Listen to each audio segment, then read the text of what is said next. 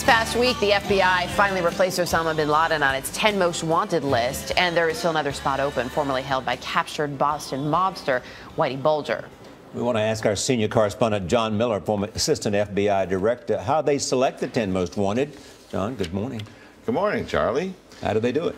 Well, when I worked in the FBI, one of the units under my command was the fugitive publicity unit, which is the people who decide how to leverage publicity to get the bad guys. And working with the criminal division, they developed a criteria. The criteria is it somebody they've been looking for a long time and they've tried everything to find them? Is it somebody who, number two, is it somebody who's likely to commit that crime again, usually a violent crime? And number three, could national publicity help? And a lot of people meet those three criteria, so they really hone it down to who do we really think this program will work for. And who is Eric Toth? Eric Toth is a former school teacher from the Cathedral School in Washington, D.C. He's wanted for possession of child pornography and allegedly molesting children. And he's been on the run since 2008. He's 6'3", 155 pounds. He's posed as a homeless person. He is advertised as a babysitter and a tutor. And that criteria, is he likely to do it again? Have they looked for him for a long time? And is he potentially dangerous? He fits all that. But we think primarily of murderers and terrorists as being on the list. You know, Charlie, over the history of the program, which goes back to 1950, the 10 Most Wanted was actually developed over a card game between J. Edgar Hoover and a newspaper man who wanted to know who are the 10 toughest guys the FBI is looking for. 54% of the people on the list have been murderers. And you know, that's not a federal crime, but that's assisting local law enforcement on people they think have crossed state lines. The rest have been bank robbers, organized crime, cartel bosses, terrorists. What percent are caught?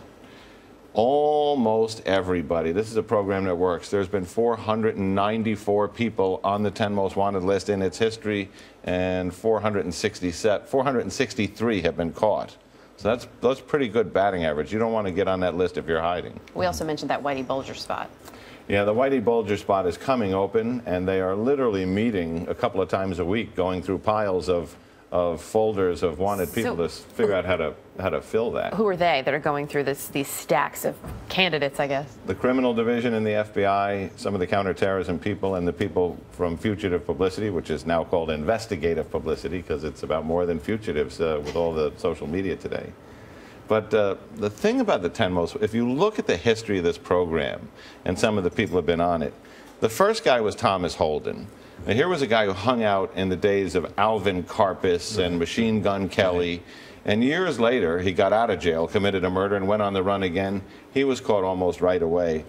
First woman, Ruth Eisman Shire, wanted for kidnapping. She actually buried her victim, put in a coffin, put an air hose down there and some food, and went on the run after getting the $500,000 ransom. She was caught working as a nurse in a mental hospital after they fingerprinted her. Shortest in 10 Most Wanted history, Billy Austin Bryant. He was on the list a total of 3 hours because he was sitting in a hotel room where he was hiding out. He heard his name on the radio, and he just called the FBI and said, just come get me. I give up now. Longest on the list. Yeah, I was going to ask. Victor Manuel Garena.